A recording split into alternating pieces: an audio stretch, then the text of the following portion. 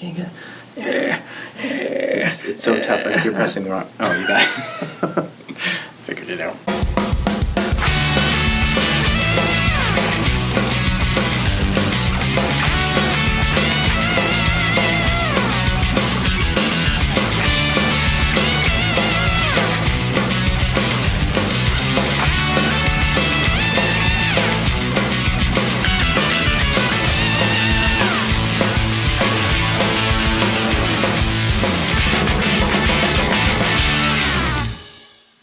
Welcome, everyone, to CaNews. Hello. I wonder how much of what we were just doing is going to end up in the video, but we'll find out later. A whole lot of it. All right. Yeah. It's the few days before Christmas. I've got my Vader sweater on. Brad's got Bite Me on. That's right. Welcome to CaNews. We each show up with a few stories. Brad doesn't know what I have. I don't know what Brad has, and we discuss. Mm-hmm. That's pretty much the plot. Chitter, chitter, chatter. From a Canadian's point of view, we try to do some Canadian news, but also do global. We have opinions. Mm-hmm. Let's start off. Okay. It's the week of December 22nd. That's correct. Mm-hmm. So a lot of stuff, a lot of Trump news. We haven't been doing a lot of Trump news since we started back this year. So, but a lot of stuff's been going on. I'm sure we don't need to go over all of it. You guys know everything. But I think an interesting thing is that there is actually a GoFundMe page for the wall. Oh, gosh. Did you know that? No, I didn't. So they had like 8 samples of the wall built last year. Trump had to go review them. Or this year, I guess it was in March. Yeah. And okay, do I like this one or this one? They're not making any of those. They're doing some weird spiky fence pole thing with spikes at the top or something like that. Oh, that's good. So, like the Game of Thrones style where you can it's like hang the head of your enemies. Yeah, exactly. It's like a gate. So this Trump supporter who was a veteran actually created the GoFundMe page, and there are some top subscribers. The top one is $50,000 from an anonymous donor. The next one's down to 25, 38, etc., etc. Right. And then it goes down to $20, $5, $15, 20. A whole bunch of those ones, of course. Yeah. So Brian Colfidge is the guy's name. He's a veteran who is helping out. And way to go, Brian. Way to spend your time on positive things. 40,000 people have contributed to it. As you may know, they want $5 billion for the wall. Yeah. And just from crowdfunding, guess how much they've got? Okay, I'm going to be optimistic and say, well, one bid with 50,000. I'm going to say 350,000. $15 million. Oh my God, come on. 15 million of the $5 billion has been crowdfunded for the wall. I don't know what to say. Within 4 days, 40,000 people had contributed $2.4 million. As of today, they're at $15 million. And right now the government is shut down as of today. The U.S. government, has shut down as of today. And they will come back probably in January when the Democrats are in power, and they'll just go, thanks for the break. Nope. Loved my Christmas and New Year's, and now we're back on track. Tons of Trump news this week. He's just collapsing. Yeah. Obviously, Mattis retired. So now the security and the global is just in chaos because he's the only adult in the room, as they called him. Yes. Who is keeping things relatively in check. Yeah. Trump tweeted that they're going to pull out of Syria, and the entire globe right now is just in absolute chaos. Putin is just giggling himself to sleep at night. Held a big press conference as he does every year. Putin, I think today or yesterday, and the guy oozes confidence. I was going to say, he just couldn't stop laughing, just like, ask me anything, truly. He doesn't care. So it'll be interesting to see how the next week plays out. But have you been paying attention at all to Yeah, I had a Trump story as well. Okay. Yeah, about the wall, and I thought it was interesting. So he wants $5 billion to pay for this wall, which in previous quotes he said, we could build a really good wall for 15. We could, $20 billion. We could build a good wall, but we're going to get the Mexicans to pay for it. Why do you still need $5 billion to build your wall if the Mexicans are going to pay for it? That's been gone forever. Like, we know the Mexicans aren't going to build right. the wall. But it's so interesting how nobody's talking about that. Like, this was a big campaign promise. Like, but that's how they. Well, of course, because they're control. That's why we have CaNews, because they literally change the story. Like Rudy Giuliani will go on the news. He was off for a bit, but he went back like crazy this past Sunday. Yeah. Completely changing and altering the story little bit by little bit. Oh, this is what I meant. This is what I meant. And even then, he still screwed up because he still said, "Oh, there was a what was it for Trump Tower? What do you call it when you intend to make something? A letter of intent." Yes. But nobody signed it, blah, blah, blah. And then, like, the next day, Trump signed it. And literally, there's his signature on the letter of intent for Trump Moscow. The spa was going to be called The Spa by Ivanka Trump. Like, it was all in the works, all the way through to the summer of 2016.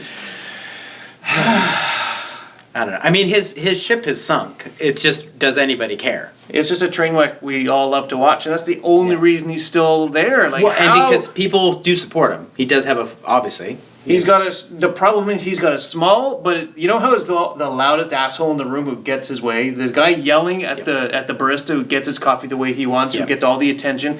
That's what's happening, is all the loudest, scariest people have their man in charge, and that's why we're all stuck. They're all stuck. Sorry, we're Canadian, of course, but I'm like fixated. Well, it affects us too, greatly. Yeah, absolutely. But we're all stuck with this person in charge, and there's so much obvious mandate, like this man's insane, let's get him out of power and get on with their lives. There's a process in place for that in your constitution. Do it. Well, I think they're waiting. They're waiting for Mueller's thing to come out in the But spring. they requested Mueller's thing at the end of November, and he said, "Please give me 10 more days." Well, here's what I think is going to happen. I think Mueller's going to wait till the Democrats are in. I think he's going to wait until the 2022 elections. That's what it would be, right? That's the next one. 2020 elections, right? And then he's going to release it about 3 months out before the election in November. Mueller's he's going to release report? Yeah, he's going to release everything, and they're going to try for their indictment at that point. So 3 months before the election. That's what I think. Just spitballing. While we're still talking about Trump in the U.S., I was like, well, they want to spend all this money on the wall. What is their debt at? Like these days, because he ran on a campaign of eliminating the debt inside 8 years. That's what he was doing. To hear his son say it, the debt is about $20 trillion, but I think it's more like... No, it is. No, it's way less than that. No. It's. I looked it up today. As of today, 20 trillion? $21 trillion. Okay, well, I've got the benefit of Google right here. Okay, we're going to Google this. While Jeff does that, I'm going to tell you what else I had on Trump. Go ahead. Which is basically, we've covered most of it. That he's going to hopefully get this wall pushed through, but needs a whole lot of people to say yes. And just the fact that so with this government shutdown, that's what I was going to say. So this means that Homeland Security, the Justice and Agricultural departments will be on hold. So none of those people are going to get paid. And then it also relies on people just postponing their checks over Christmas when the government is shut down. So agencies like federal parks and what they call essential employees in those agencies will have to work without pay until the dispute is resolved. About half a million people. Sure. Yeah. No biggie. Just don't get a paycheck for Christmas. And they got to show up. These are mandatory, like people who are helping keep the railway sustained, healthcare sustained, all this stuff. They have to go. Yet they don't know if their next paycheck's coming up. Yes. Everything's going on visas right now. That's for damn sure. That's crazy. Just like me. As of September 2014, I said today. Come on, Google. U.S. national debt clock, real time. Here we go. Here we go. Oh my God! Look at this. This is absolute Let's show up. Chaos. Oh, it will. That's Good Lord. crazy. How are you supposed to keep track of all that? I have no idea. Okay. Okay, the actual holy shit! I was right. It's $21 trillion. I know. I told you. I looked it up today. U.S. national debt. I haven't been following it too closely, but a guy at work bought how do you pronounce that new telecom? Not new. How do you pronounce that telecom company in China? Huawei. Oh, yeah, Huawei. Huawei? Yeah. So he showed up with one of their phones. It's Huawei or the highway, Jeff. Goodbye, everybody. And he absolutely loves their phone. But the CFO was arrested in Vancouver, right here in Vancouver, where we record 2 weeks ago, or a week and a half ago, whatever it is now. And now there are Canadians being randomly, it seems, detained in China. There's not a direct connection, but it's pretty obvious to connect the dots. It's obviously being as a threat to release what's-her-face, who's under house arrest during the night. Yes. From 11 p.m. to 6 a.m. She has to be at home. She has a, what do you call those, ankle bracelets? Bracelet, yeah. Full-time security team watching her all the time. We're paying for that, right? That's a good question. I think that's part of her bail. Yeah. Oh, yeah. All right. Do you know it well enough? I didn't get a chance. I just got a couple of lines here. But the U.S. said, hey, detain that person. And then we did. Yeah. And then now the concern is that some of the decisions about her release and everything is that politics is going to influence it too much to allow her to be released and then continue her whatever business dealings. But didn't politics kick this entire thing off by, hey, detain that person? Well, it was a request from the federal what's that? Bureau of Investigation. Sure. Is that no? It wasn't them. No, the Justice Department. And so they make the request. They then have 60 days to come up with the evidence. Canada will review the evidence and say, okay, yes, we agree with the evidence you presented. Here she is, or no, we don't, and then release her back to China. So we still have a bit of the power. But where the politics came in is when Trump's like, yeah, maybe if China's got a good deal for me, I may sweeten the deal and let her go. Well, he doesn't have that power. Okay. As much as he thinks he has that power, he doesn't have that power. He's got less power every day. So Huawei, if I'm saying it right,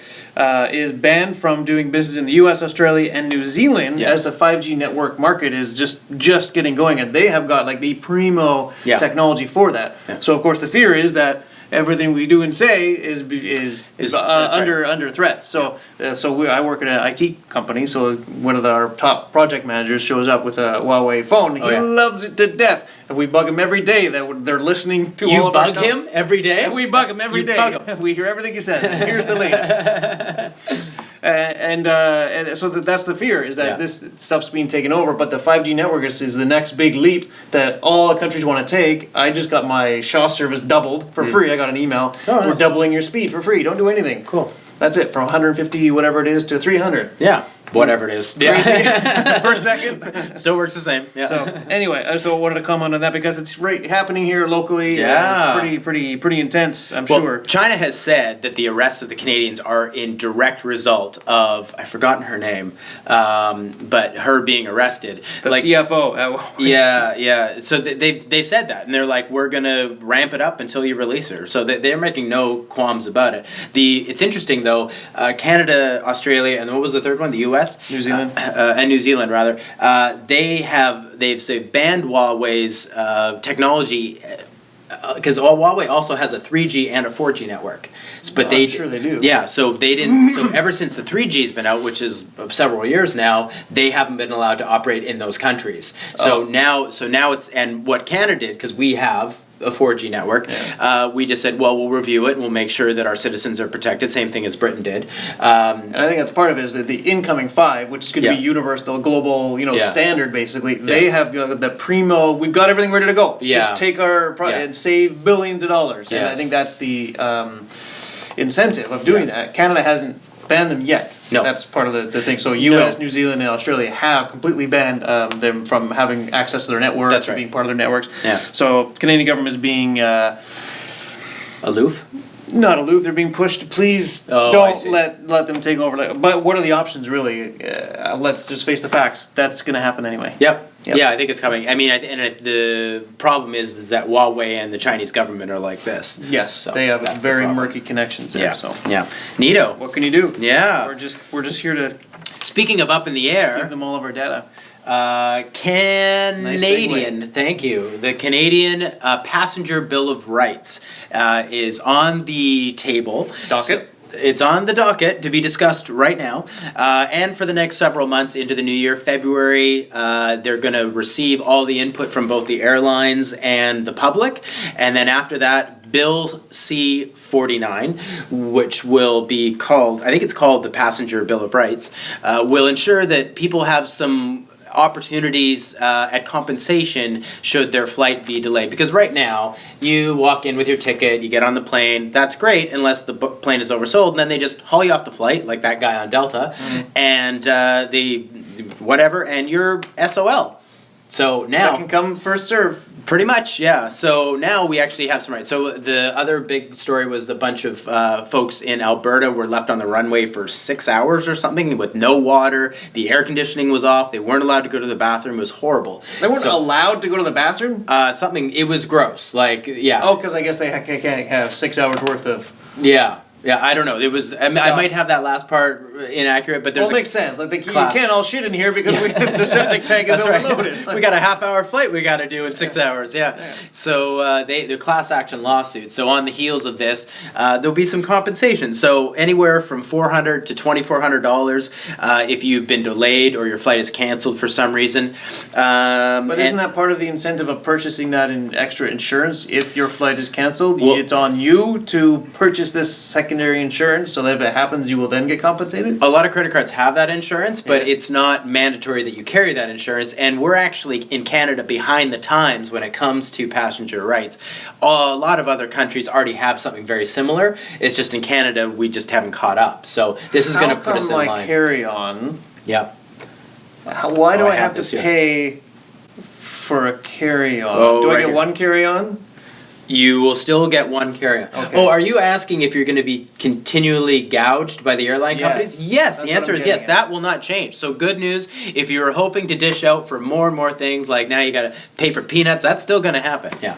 You got to pay for peanuts? You got to pay for everything. Yeah. Well, like the cheaper the airlines go, the more add-ons you have to pay for. Oh my goodness. But so this Bill of Rights is great. That's why I don't travel. No doubt. Yeah, that and other reasons. But because I'm poor. Is that what you're getting at? Why are you? Can we talk about this off air? Yeah, sorry, Jeff. Yeah. That's not very nice. Jeff's so poor. But the funny thing is, so they now you have some leverage, blah blah blah, if they cancel your flight. But there's still this blanket term that airlines can use, and they don't have to pay you squat if there's mechanical issues. Well, of course, there's always going to be a page 17 subclass blah blah blah B in the fine print. Oh, because of because it was a wheel issue. Oh, because it was the original pilot was sick. So because sick pilot doesn't count. Are you sure? Very sure. If they swap pilots? Nope, mechanical issue, because that's a staffing issue. That's different. I'm surprised I didn't find a loophole there. Yeah, no, well, this is a pretty big loophole, mechanical issues. It's always mechanical issues. Yeah, that's right. Yeah. Always. It's not like they ever hold the flight. Oh, somebody was late, so your flight got delayed. Yeah. No. I mean, if the pilot has an artificial knee and he can't make it, mechanical issue. Wow. Shoelace wouldn't tie? Mechanical issue. Guaranteed. Yeah. Peanuts won't open? Mechanical issue. You mentioned Delta. Is that Delta, or is it you just mentioned Delta? Any airline that operates inside of Canada will have to adhere to these rules. Okay, so Delta is apparently maybe trying to gum everybody up, because right now they're offering first class. I just saw this morning but didn't click on it. They're offering $200 flights, first class, for $200. To where? I don't know. I didn't click on it. Just Moose Jaw. Yeah. I don't know. I could look it up. Well, what they do is it's a one-way flight to like Guam, and then the flight from Guam home is $4,000. Now that we've got you to Guam, that's right. Did you want to enjoy Guam? Actually, I hear Guam is really nice. Oh, then it's not very funny. Then. No, it's not. Okay. Killed my Help! I'm joke. stuck in Guam. That's too bad. Speaking of being stuck. Nope. Yeah. Hold on. Okay. Speaking of, what I wanted to talk about a couple episodes ago, I forgot to. Oh, right. This idiot that went to that Sentinel, so what's the island called again? Sentinel Island or something like that? That's the island I should have referenced, Oh, man. Okay, so this, I don't know where to go here. Just gonna this guy, Jeff, he's getting so hot and bothered. I was talking about that, and I do have another update on the religious scandal as well, so we can bleed right into that. So, but this gentleman decided to go to that Sentinel Island. Sorry if I'm butchering the name. Of all the things I wrote in here, because the inhabitants of that island are surely to watch this podcast, or know what we call them. Yes, right? yeah. So this is Sentinelese people, but sure. So the island itself, I believe, is Sentinel Island. So it's been a month, and the Indian police have not tried to retrieve his body, which is fine, totally fine by me. Anthropologists and activists are Sorry, are you going to give some backstory on this? I'm updating. Oh, did you talk about this originally? I think everyone knows about it, but so you should give some backstory. It's important. So if you don't know about this, a Christian missionary decided it was a good idea, and he planned this out for a long, long time, to go to this island of what, as far as we know, one of the last tribes that has not been contacted by anybody else on Earth. And anybody who gets close to them, they shoot bows and arrows at you, throw spears at you, then they've been left alone. There are actually laws making it illegal to go to that island for obvious reasons, but especially getting them sick, as a simple cold could wipe them all out. They have no immune system. So this gentleman, let's get his name out there because it's already in the news. Michael Chow or something like that. Okay. Oh man, CHAU, but don't have his first. I just wanted to talk about it. So, Sure. So he's a missionary, and his leaders actually encouraged him when he got the idea to go there. They encouraged him, yeah, go bring Jesus to these people. There was a whole missionary mission to Build go a out boat? and bring. No, he hired a few fishermen. Oh, okay. To bring him to the island, and that was illegal to do. So they're now out on bail, and there's not going to be any charges pressed apparently. They're out on bail, Jeff. Get it? They were in a boat. I just can't help myself. Yeah. Somebody bailed them out of that That's right. situation. So when Chow got onto the island, he was killed when he approached the people by a flurry of arrows, apparently. And they're trying to find out exactly where he died just by looking. They're not approaching the island. But they're now investigating and having conversations with the two religious leaders who were encouraging him to go out there. So he went as far as isolating himself, to quarantine himself in his apartment for 3 days, which... 3 days? Yeah, 3 days. That'll do it for sure. Mandatory 7 days if you're going to quarantine yourself. But then he went on. First off, how clean was his apartment? Secondly, how did he get to the boats? Thirdly, he's on traveling with the ship captain, so everything he did to prepare was completely wiped out. He brought inoculations and stuff like that, but he didn't have proper medical training. He had the basics, like a first level license, for example. Yeah. But he didn't even have that far. He wasn't certified in anything. He had the word of God. That's right. Yes. So he approached the island with the intention of bringing Jesus to the people. Got murdered. Jesus didn't even want to go. He's like, Jesus- no, I know better. Thank you. I'm not going there. Yeah, that's right. I created these people. They do not like me. So he was killed there. His body's there, and there was a huge conversation. Well, how are we going to get his body back there? And I was furious. Like, leave his body there. Let him be. Yeah. Even his body being there is a danger to these people. That's right. Like, it's just ridiculous. So he breached a strict cordon around North Sentinel Island. There we go. And he was cut down with a hail of arrows, according to the fishermen who dropped him off nearby as he approached the people. So we're still waiting for the firm view of the anthropological survey of India and the field experts as they are investigating this. And the only people now that he's dead that they can talk to are the two leaders of the missionary who encouraged him to do so. Yeah. So I want everyone to know that his choice was extremely dumb, extremely selfish, extremely single-minded, extremely ignorant, and I don't want anybody out there thinking for a second that it was okay to do what he did. Not for a second. I was furious when they talked about, how are we going to get his body back? Yeah. Fucking leave him there. He died where he deserved to die. I'm not going to tell Jeff about what's going on in the Amazon right now. Oh no, what? Yeah. Oh no. Well, there was a bunch of, that's a big thing now because farmland is so valuable because we love to eat beef so much that they're clear cutting the Amazon, which is bringing us closer to undiscovered civilizations within the Amazon. So farmers are actually getting into fights and hiring people to go out and take care of some of these indigenous people. Yeah. So there was a big case last year where next episode, everybody. Yeah, two guys were overheard bragging in a bar about how they'd killed, I think, 10 or something of these indigenous people in this undiscovered tribe. How can you be? And that was what was heard about, like countless situations they figure are going on without knowing, and the funding, to keep these people safe, and the rest of it is just not there. So they've got, it's like conservation officers. They've got like one guy for 35 hectares of land to monitor it. It's like Yogi Bear putting out a forest fire with a bucket. Yeah, pretty much. Wow. Yeah. So that's next episode. Anyway, we'll have to talk about there you that. go. Yeah, you bet. That's infuriating. That's what we're here to and do. how can you take pride in something like that? What world? How much do you love money? What upbringing did you have? Like, you're talking about the priest right now, right? I'm talking about all this stuff. Oh yeah. Oh man. Speaking of poor upbringing, Pope Francis has summoned the church leaders for a global what do you call it? Conference. I was going to say retreat. It's definitely not a retreat. It better not be a retreat, They but don't it's use going to that be a word retreat anymore. because they have all the money. Yes. In February for the Abuse Prevention Summit. Catchy term. Yeah, so a lot of the conversations he's talked about this week, he used an annual conversation to talk about. No.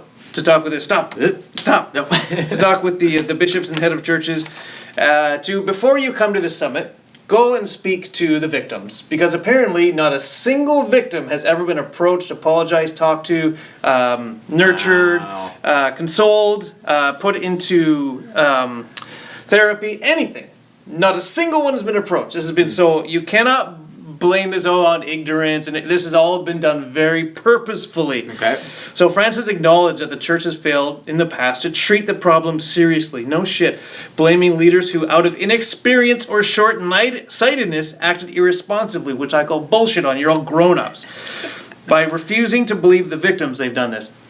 So it's not just that they don't believe the victims, it's that they don't want to deal with it, and they don't want anyone to get in trouble, and they want everyone to shut the hell up from this level down. It's not that they were ignorant, didn't know what to do.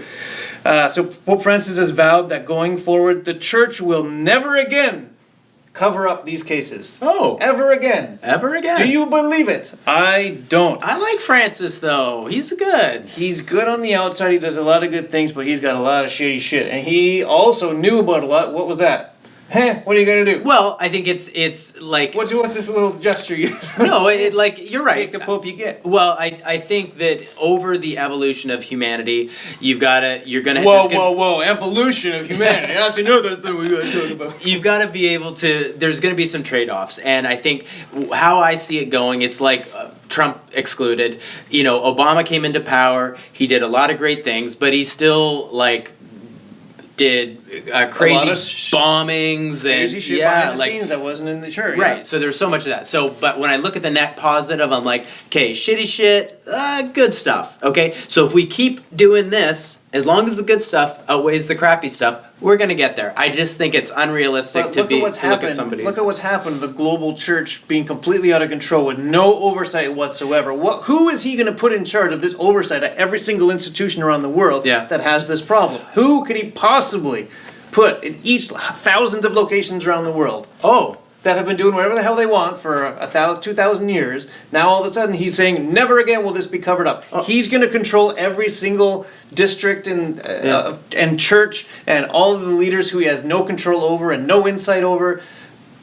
How? Greg Phillipson. Who's Greg Phillipson? He's the deacon of a church just down in Mississauga. Yeah. And he's good.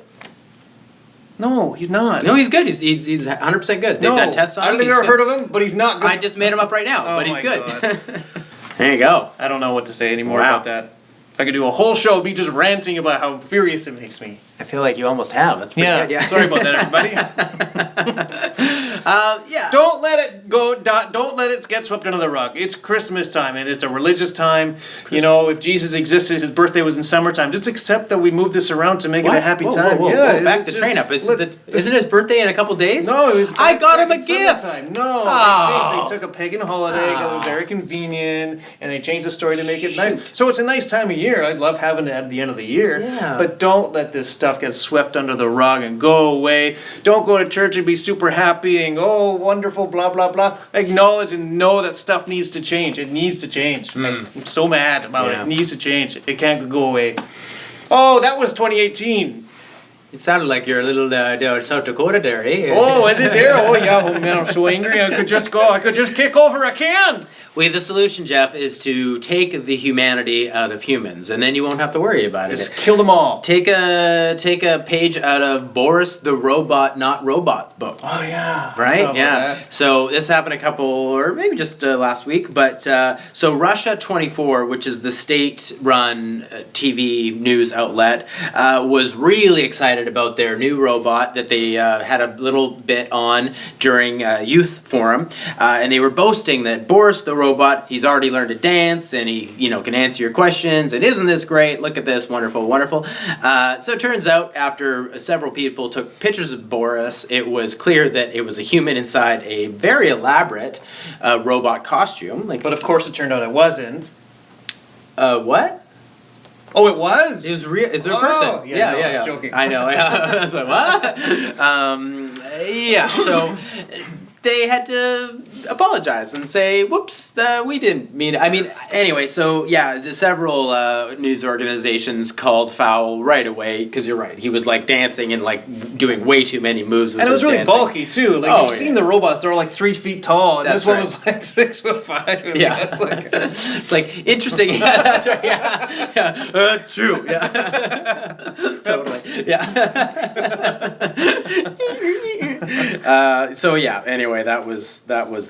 My goodness. Boris the robot. Crazy. Yeah. Local news for Canada. Well, not local to us because we haven't been talking about Canada too much. Sure. But so the RCMP's been having trouble getting recruits in. Apparently, according to their guidelines and the things you need to go through to become an RCMP member.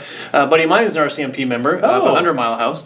And I'm so sorry. So he got stationed there. So what he had to do was he was at the training for I think it's 7 weeks or 26 weeks, something drastic. He was gone for the longest time. 3 months in Saskatchewan, I think. Yeah, okay, that's what it was, sounds right. And he was gone and all the commitments they had to do. And I guess a lot of the testing and pacing of what's required in terms of, you have to be at this stage of your life to be able to try to become an RCMP officer, basically. Somebody with a family, somebody with, other situations, normal situations, I would say, would be completely unable to do this. You're right. So over time, there's no other way to say it. A lot of white people are RCMP members. Sure. So a lot of male white people are RCMP members at this point. So there's a very small fraction of women, a very even smaller fraction of Indigenous. I think Indigenous is only Aboriginals are only 8%. Yeah. Very small amount. Considering it's Canada, there's not a lot of opportunities for these people. So they're looking at the guidelines. They have somebody having a review of them, and they're looking very positive. And some of the ideas don't seem so radical,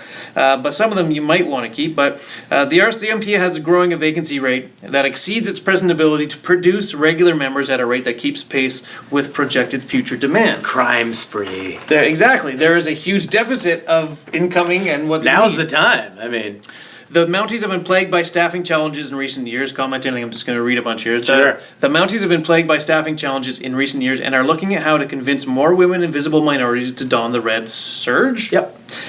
The Mountie one. An internal document obtained through. Oh, you put a picture right here, I bet. Oh, I bet I will. The whole point of this was we would have images here the whole time. One day. We'll talk about that. We're getting a little better each day, incremental.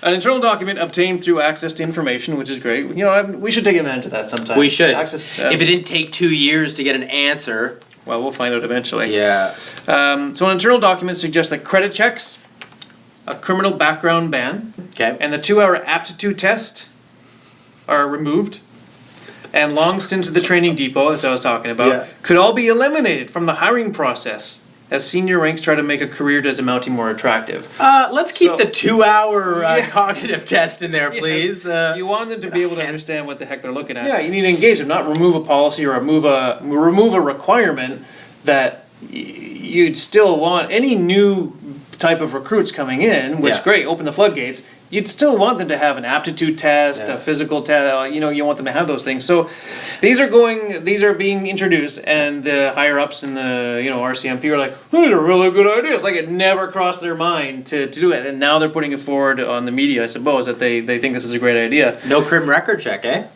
Yeah, I think there's probably going to be a level. Okay. Right? If you murdered somebody, Brad? I think I haven't murdered anybody. Okay. This document also, real quick, flagged hearing and vision tests. Yeah, again, you're carrying a gun. Why do you need to have hearing or vision? Yeah. True enough. Yeah. I think that's more than reasonable. That's ridiculous. And it questions the value of the aptitude screening assessment, which tests memory, logic, judgment, and comprehension.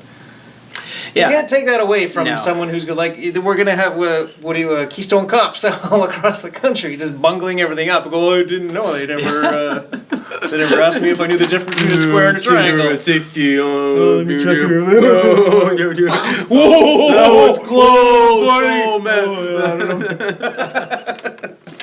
Yikes. All right, I'm out. Well, speaking of people who aren't so bright, hey, this is not you, no, Jeff. Yeah. So after we're going to play a little game called Florida or California. So I won't tell you. So a man who authorities assumed was trying to break into a closed Chinese restaurant was found 2 days after caught in the grease trap. Oh, what? Yeah. And so neighbors apparently heard yelling, as one would when caught in a grease grease trap. Is he trying to enter through the grease trap? They figured he was trying to get in, through like the system, the ventilation system, but he got caught at the grease trap portion. And if only you just like whoosh, like a luge, right? So the good news, so I want to play, was he Florida or California? This story happened. Chinese restaurant. Okay, Chinese restaurant, I'm going to say California. Yeah, you're right. Yeah, San Lorenzo, California. So that's it. Good news is the man was tired but not exhausted. I get it. Well, he's pretty lucky they didn't come in and just beat me. Yeah, right. Yeah. No doubt. Get that grease nice and hot. That's right. So that was that. So anyway, that's it. Crazy stories. Yeah. All right, everybody. We'll see you. No, Bragg, take it away. We are going to take a Christmas hiatus or a holiday hiatus if you don't do Christmas. But we're going to be back in January and with more CaNews stories. So yeah, happy holidays, everyone. Happy holidays. Yay. Hey, we got to sign off finally. And now what? And now we screwed it up. Oh, fuck. Here we go.